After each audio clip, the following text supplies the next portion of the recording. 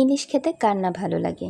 কম বেশি কিন্তু সবাই ইলিশ মাছটা খুবই পছন্দ করে। ইলিশের সাথে কিন্তু যে কোনো তরকারি রান্না করলে খেতে বেশ মজা লাগে। এইভাবে ইলিশের তরকারি রান্না করতে পারলে কিন্তু ওই দিন অন্য কোনো কিছু রান্না করতে হবে না। বাজার থেকে ইলিশ মাছ কিনে নিয়ে এসে কেটে ধুয়ে পরিষ্কার করে রান্নার জন্য নিয়ে নিলাম, সাথে নিয়ে নিলাম বরবটি। এবার ইলিশ রান্নার জন্য মশলাটা তৈরি করে নিব। নিয়ে নিয়েছি পেঁয়াজ কুচি, এখানে মিডিয়াম সাইজের 4টা পেঁয়াজ আছে।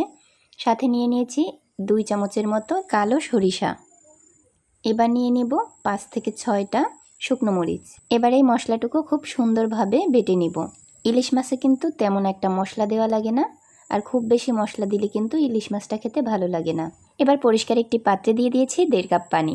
1.5 কাপ পানি দিয়ে দিব পরিমাণ মতো লবণ। লবণের পরিমাণটা বলছি না, এখানে যে যার স্বাদ অনুযায়ী লবণটা দিয়ে দিবেন। এরপর দিয়ে দিব 1 চামচ ভর্তি করে হলুদ গুঁড়া। এখন চামচের সাহায্যে একটু নেড়েচেড়ে মিশিয়ে দিচ্ছি। এবার ঢাকনা দিয়ে জাল করে নিব যতক্ষণ পর্যন্ত না পানিতে খুব সুন্দরভাবে বলক চলে আসে। পানিতে খুব সুন্দরভাবে বলক চলে এসেছে। এবার ঢাকনাটা তুলে এর মধ্যে ওই কেটে ধুয়ে পরিষ্কার করে রাখা মাছগুলো দিয়ে দিব। এখানে মাছটা দিয়ে 80% সিদ্ধ করে নিব। চুলার আঁচ মিডিয়াম টু হাই হিটে রেখে জাল করে নিব 5 মিনিট। এই রান্নাটা সিম্পল হলেও খেতে কিন্তু দারুণ মজা। ফিরে আসছি 5 মিনিট পরে। এবার মাছগুলো একে একে তুলে নিব। এই পর্যায়ে কিন্তু আমার সব মাছগুলো তুলে নেওয়া হয়ে গেছে। এবার ওই ফুটন্ত পানির মধ্যেই দিয়ে দিব বরবটিটা এখানে সিদ্ধ করে নিব। এবার ঢাকনা দিয়ে বরবটিটা জাল করে নিব 5 মিনিট। ইলিশের পানিতে বরবটি সিদ্ধ দেওয়াতে কিন্তু ইলিশের ঘ্রাণটা বরবটির মধ্যে খুব সুন্দরভাবে ঢুকে গেছে।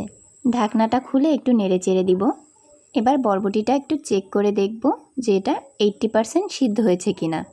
এখনও কিন্তু রান্নার অনেক কাজ বাকি, এখনও সিদ্ধ হয়নি, যার কারণে ঢাকনাটা দিয়ে আরও 2 থেকে 3 মিনিটের মতো জাল করে নিব।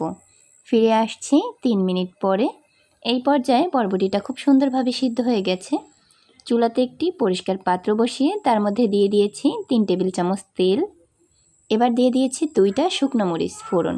এবার দিয়ে দিব ওই যে বাটা মশলাটা, সরিষা, শুকনো মরিচ আর পেঁয়াজ বাটা দিয়ে খুব সুন্দরভাবে নেড়ে চেড়ে একটু ভেজে নিব। এরপর এর মধ্যে দিয়ে দিব একটুখানি পানি, মশলাটা খুব সুন্দরভাবে কষানোর জন্য, যাতে কাঁচা গন্ধটা চলে যায়। এই পর্যায়ে কিন্তু আমার খুব সুন্দরভাবে মশলাটা কষানো হয়ে গেছে। এখন ওই আগে থেকে সিদ্ধ করে রাখা মাছ আর বরবটিগুলো দিয়ে দিব এই কষানো মশলার মধ্যে। রান্নাটা সহজ হলেও খেতে কিন্তু দারুণ মজা। মাছগুলো দেয়া হয়ে গেছে। এবার একটু খুন্তির সাহায্যে নেড়ে চেড়ে দিব। খুব আলতো হাতে নেড়ে চেড়ে দিতে হবে, তা না হলে মাছগুলো ভেঙে যেতে পারে। এবার চুলার আঁচ হাই হিটে রেখে জাল করে নিব 10 মিনিটের মতো। যে কোনো কিছু রান্নার ক্ষেত্রে কিন্তু মশলা জ্ঞান থাকাটা খুবই জরুরি। কোন তরকারিতে কতটুকু মশলা আর কী মশলা দিলে রান্নার স্বাদটা দ্বিগুণ হবে সেটা কিন্তু জানা খুবই দরকার। তা না হলে কিন্তু মশলা সম্পর্কে ধারণা না থাকলে কিন্তু কোনো খাবারই স্বাদ লাগবে না।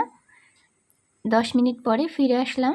আমার রান্না কিন্তু হয়ে গেছে। এই রান্নাটাতে কিন্তু একটু ঝোলের পরিমাণটা বেশিই রাখতে হবে।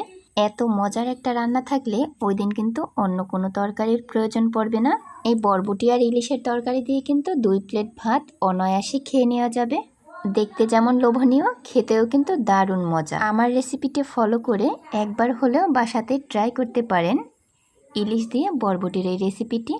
আশা করছি আপনিও আপনার পরিবারের সকলের কাছে খুবই ভালো লাগবে। আপনার কাছে ইলিশ রান্নাটা কেমন লেগেছে কমেন্টে জানাতে ভুলবেন না কিন্তু। ভিডিওর কোনো অংশ যদি ভালো লেগে থাকে ফলো দিয়ে পাশে থাকার অনুরোধ রইল। এতক্ষণ সাথে থাকার জন্য ধন্যবাদ। আল্লাহ হাফেজ।